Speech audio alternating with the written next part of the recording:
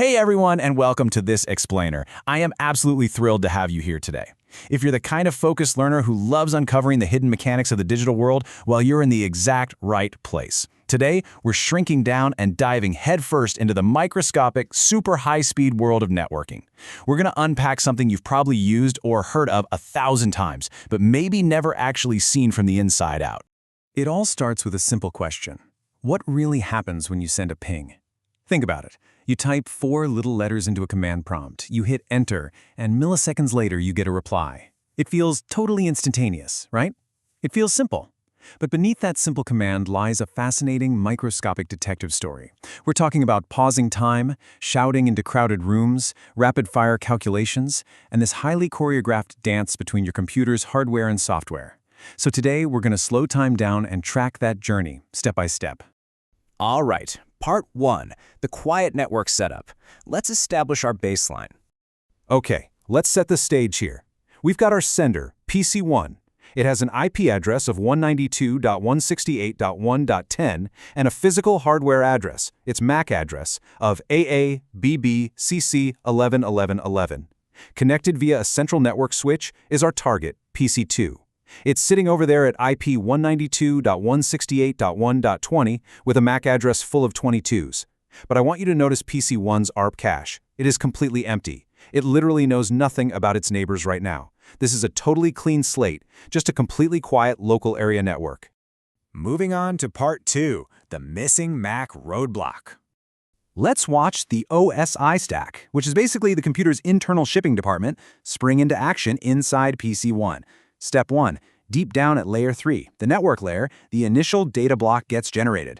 Step 2. The Layer 3 IP header is beautifully wrapped around this block, officially stamping it with our sender's source IP and PC2's destination IP. The protocol field lights up with a 1, which is the universal signal for an ICMP message. So far, everything's looking great. The packet drops down toward Layer 2, getting ready to leave the computer, and Step 3, it just abruptly pauses. The whole process grinds to a total halt. Now, what's really interesting is what's actually inside that paused packet. Deep inside that data block are the parameters, type 8, code 0. In the language of ICMP, or the Internet Control Message Protocol, type 8, code 0 translates perfectly to an echo request. It's the digital equivalent of yelling, "Hey, are you there?" But right now, this greeting is totally stuck inside PC1, completely unable to leave. Why? Well, because of this, an ARP cache miss. Red alert graphics are basically flashing in the system. You see, to physically send a message across a local network cable, knowing the IP address just isn't enough. PC1 needs to know the physical hardware address, the MAC address of PC2.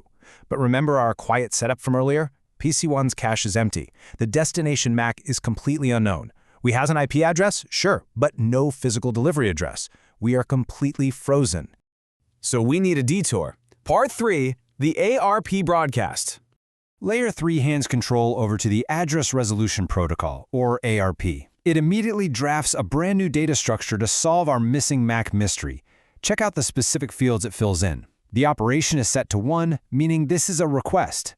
It lists PC1's own sender IP and MAC, so the target knows who's asking. It specifies the target IP it's hunting for, 192.168.1.20. But look at the target MAC. It's filled with all zeros.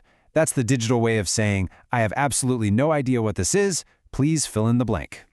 And this brings us to a huge difference in how devices talk. A unicast MAC is a direct, private message from one specific address to another. But a broadcast MAC address, that's all Fs in hexadecimal.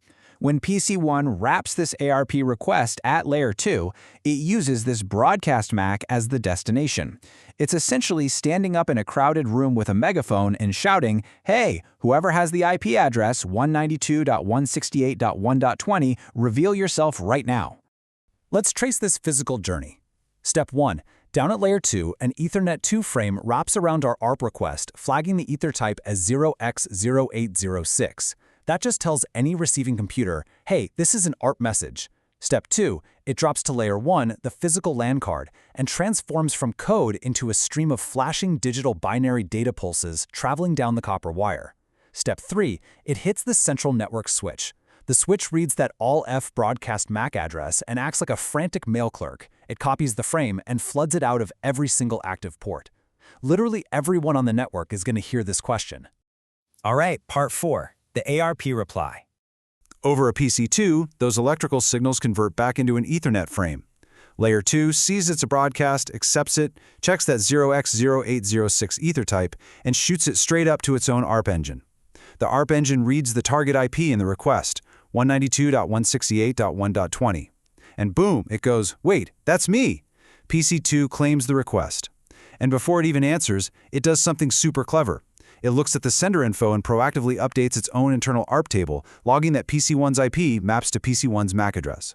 Now PC2 fires back. It immediately generates an ARP reply. The operation code flips from 1 to 2, marking it as a reply. PC2 drops its own MAC address, the missing piece of the puzzle, all those 22s, into the sender MAC field. It sets the target to PC1.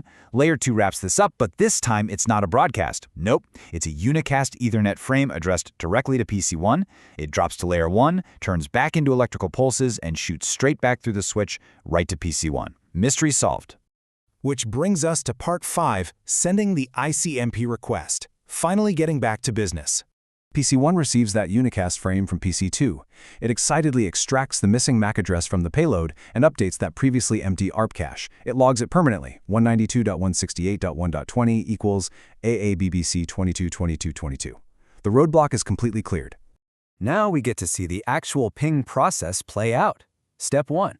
That original pending ICMP echo request, our Type 8 Code 0 block, is finally released from its pause. Step 2, down at Layer 2, it gets fully encapsulated. Now it has the proper destination MAC, and the ether type is set to 0x0800, which designates an IPv4 payload. Step 3, the frame is serialized into physical bits and flies across the wire, straight to PC2.